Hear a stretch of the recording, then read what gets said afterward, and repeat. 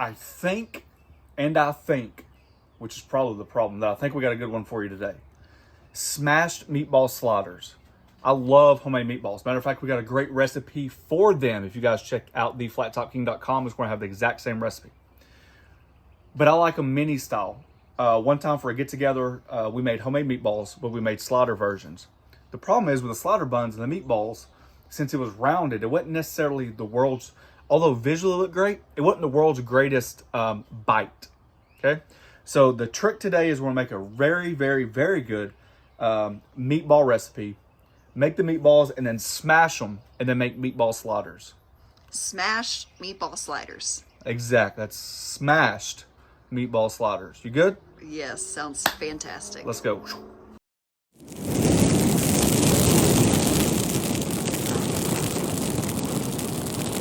We got the Weber warming up today, looking good as always. Here's my basil that I bought yesterday. If you guys, I did per package instructions, and this is what I get. So today we had to rush out. It did not look like that, by the way, when we bought it yesterday. It looked good. No, it did not look like that. So today we had to run back out to the grocery store and find something else. So there we go. Today's recipe is going to be a little bit different. Although we have it at theflattopking.com, I get a lot of comments a lot of times like, I don't have this one specific ingredient. What do you recommend? I don't have this. I don't have that. And it doesn't matter the recipe. The comments, are pretty common. And so the idea today is we're going to take the recipe that I printed off online. Okay. From our website. Yep. And I'm going to substitute a couple things just to show you that it's not that big of a deal, right? You're not breaking laws. Recipes are more guidelines. And that's kind of like how we do it. So when you guys ask for recipes, that's why I always struggle, because recipes to me are just like an outlier. Like, what do you have that can make it as close as possible? So that's what we're going to do today. Deal? Yep. Deal. All right. Going through the grocery store, I saw these today, and this is actually what inspired the whole cook. Meatball blend. It's beef, pork, and veal. I got 2 of those, plus a ½ pound of ground beef. We got some eggs. We have some day old bread. This is actually just brioche buns, because we obviously like brioche buns in our burgers. I think it's the best bun for a burger. Best bun. Best bun. But specifically, since we already had it, I thought the sweetness might help a little bit. Typically, people have breadcrumbs. That's fine too. We're going to cheat today on the sauce just because I don't feel like making it from scratch. And the basil turned out so bad, I kind of panicked. So I didn't buy the crushed tomatoes. Cheeses, we have mozzarella and provolone. A little parsley. In my recipe, I call for grated onion. Well, we had a bunch of onion left over for something else. And I'm going to show you guys, it's just something you already have, right? Ricotta, I don't think you can live without. And good grated fresh Parmesan cheese. All right, so let's get started. For this, we're basically using the same ratio and measurements. It's just maybe a few of the ingredients are different from our original recipe. So we still have 2½ pounds of meat, but it's just a little bit of a different blend. Right. For meatballs, I don't know if you guys are aware, but you typically don't want to overwork the meat. So what I'm doing, I'm just taking a large stiff fork, kind of just breaking up the meat a little bit. So when we add our ingredients, it's a little bit more thoroughly mixed and easier to mix around, so we're not warming that meat up.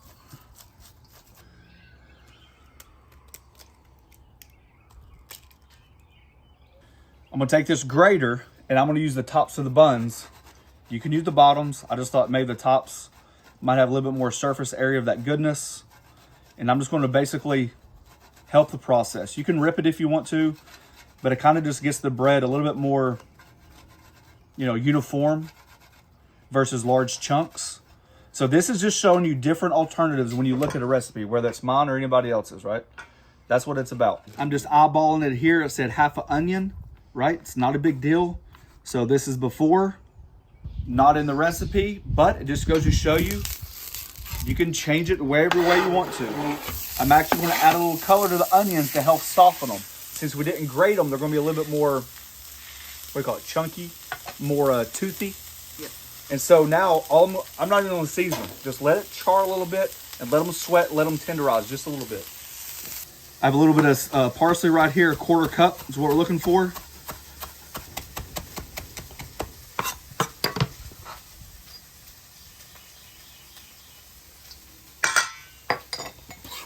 Since there's a little extra, I don't think it's going to kill us. Right there. We're looking at about 3/4 cup of ricotta cheese. 1, Those onions smell fantastic already. 2, 3. For the garlic, it says a whole roasted head of garlic. Well, what if you don't have the hour and a half to do this, right? So that today we're going to use fresh garlic. Not as much because raw garlic is more pungent. I've got 5 large cloves of garlic that the skins have been taken off. Just use that microplane and work that garlic back and forth. You can obviously do a small dice. You can add a little salt, a little oil, make a paste out of it. All right, we got all that nice garlic right into the bowl. The onions have softened nicely. See how they got a nice little color in some of them? That's fine.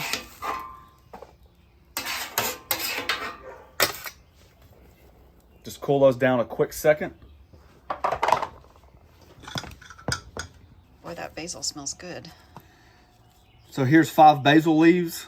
Let's make it 6, right? It's not that big of a deal.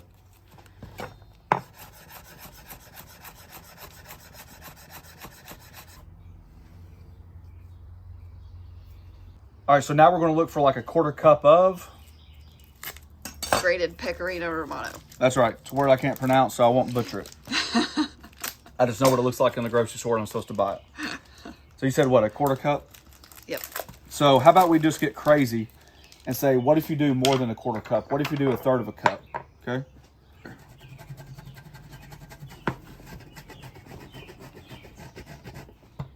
Okay. Bob, this is definitely for you. So this is obviously, you can tell this is lightly packed, tons of air. So there's a 1/3 cup versus a 1/4 cup. We're going to save this. You just never know. Onions have cooled.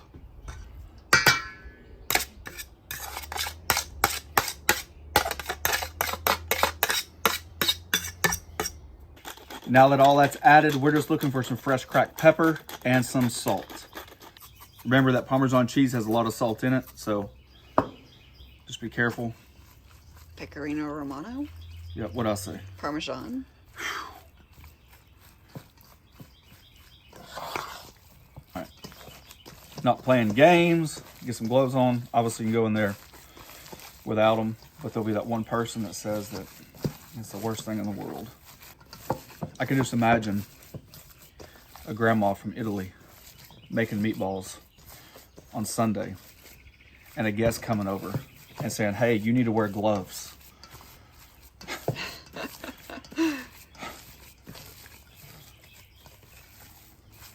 Good looking mix right there. Good looking mix.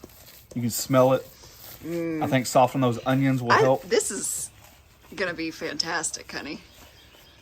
Yeah, I mean, if you're doing a crock pot version or something like that, you could obviously simmer these after they've been smashed for a couple minutes in sauce. You know, that might help. We're not going to do that today, but you could. But once this recipe is done, there's a lot of variations you could do. So I'm looking at about maybe 2 scoops per meatball. This is 2 tablespoons, so 4 tablespoons. If you don't have one of those little cookie scoops, that's great for a lot of things. That looks about like right there. You know, they're not tightly packed. All right, as our meatballs rest, I just thinly slice some parsley. I'm gonna do the same thing with basil. This is kind of gonna be the little garnish on top. And just kind of mix it together.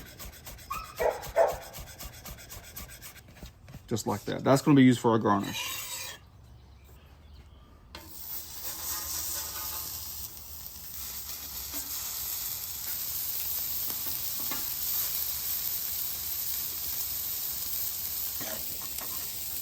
I just had my sauce warming up on the stove just like this. Be careful, your handle's going to get extremely hot. Just warning you now. I'm letting the crust build on this side, okay? Because I'm not looking for like a thin smash burger as what you would think about when you smash a burger. You know, you like that thin, lacy style. I just want to be able to take the roundness off of the meatball, okay? And then once it goes on the slider, the buns fit a lot more uniformly. And when you bite into it, you're not trying to squeeze that meatball out. Yeah, you see that crust? And that way you can just smash them. See there? I bet having the little crust helps the meat not stick to your spatula too. Spot on. Hey, I've learned a thing or two being behind the camera. You sound like an insurance agent. I know a thing or two because I've seen a thing or two. My Weber is on low, just in case anybody asks. Take that back. My Weber's on like a medium low, if anybody asks. All right, it's important to cook this all the way through because we do have the pork in there. So you want to be careful of that. If you guys want to thermometer it. So you want to be careful of that. If you guys want to thermometer it. If you guys want to use a thermometer, you can definitely do that. I'm going to gauge it pretty close. We'll make sure they're done. I've got 3 slices of mozzarella. Of course, you could just tear it by hand, but I'm going to slice these in little medallions. Same thing with provolone, where we got 2 slices. Same thing. We can mix these together on our sliders. A little bit of butter.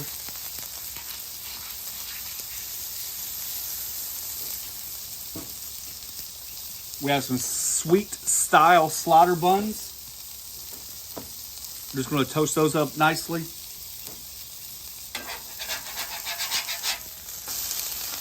Look at that crust.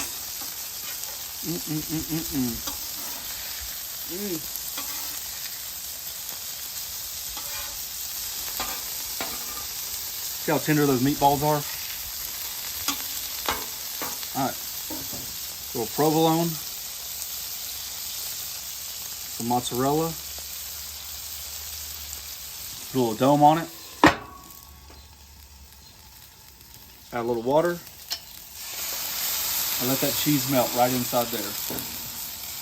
All right, nice little toast. I'm gonna take that sauce. Just try to refrain from adding too much. Remember, it's trying to be a pleasant bite. That's if there's one thing I can preach.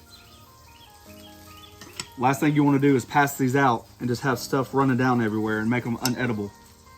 That's why we actually smash the meatball.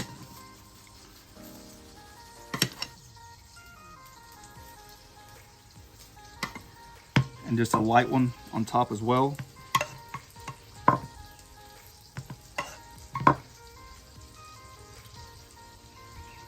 And mix sure that parsley and basil. A little freshness.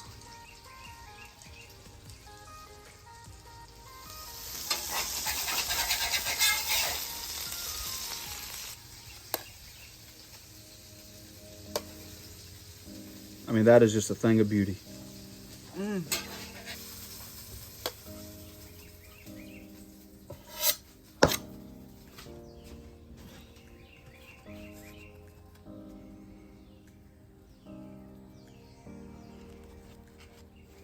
Little smashed meatball sliders, mozzarella, provolone, little fresh topping of basil and parsley. Do the sauce however way you want to. Fantastic. One easy recipe that's absolutely fantastic. Just something different. Great for people coming over. You can knock out a bunch of these at one time. Simple grab and go. Sometimes that's what it's about. So just cut it open a little bit. You guys can see there. Meatballs cooked through. It's nice and juicy. I mean, that's just a bite. Look at that. That's just a bite waiting to happen.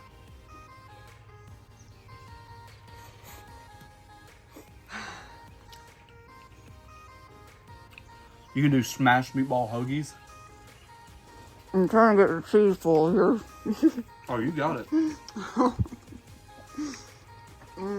With the simple differences we made, it's hard for me to remember exactly how great the last recipe was.